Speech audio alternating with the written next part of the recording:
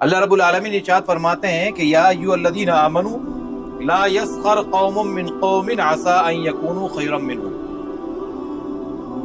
یہ بھی ایک ضابطہ بیان کیا جا رہا ہے کہ اے ایمان والو، ایک دوسرے کا مذاق مت اڑاؤ، مذاق مت اڑاؤ، استہزاء مت کرو، ٹھٹھے مت اڑاؤ۔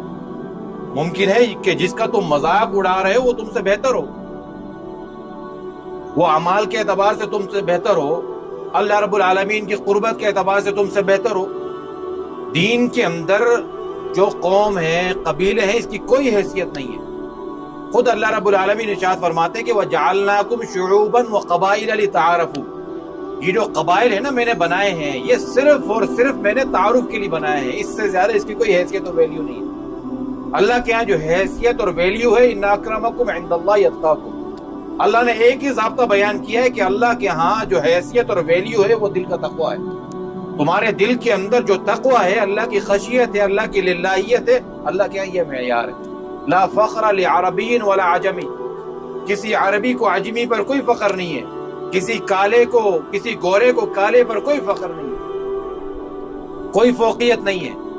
اللہ کے ہاں کوئی کسی کے کیسے ہی دیکھنے میں دنیاوی اعتبار سے کتنا ہی بدصورت کیوں نہ ہو، ان اللہ لا ينظر الى صورکم واموالکم، اللہ رب العالمین تمہاری صورتوں کو، تمہارے مال کو نہیں دیکھتے، ولکن اللہ ينظر الى قلوبکم واعمالکم، اللہ رب العالمین تمہارے دلوں کو دیکھتے ہیں، تمہارے اعمال کو دیکھتے ہیں کہ اعمال میں پائیداری کیا ہے، اعمال کے اندر میرے لیے ان اعمال کے اندر اخلاص کتنا ہے، ان اعمال میں میری خشیت کتنی ہے، ان اعمال میں للہیت کتنی ہے۔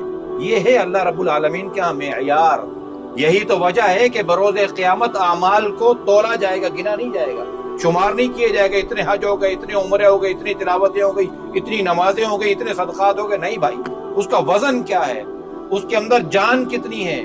اس لیے بخاری شریف میں ہے نا، ان اعمال بنی آدم وقولہم توزن، بنی آدم کے جو اعمال اور اقوال ہیں وہ بروز قیامت وزن کیے جائیں گے، وزن کے ساتھ ان کے اعمال کا جو ہے نا ان کے بدلہ دیا جائے گا۔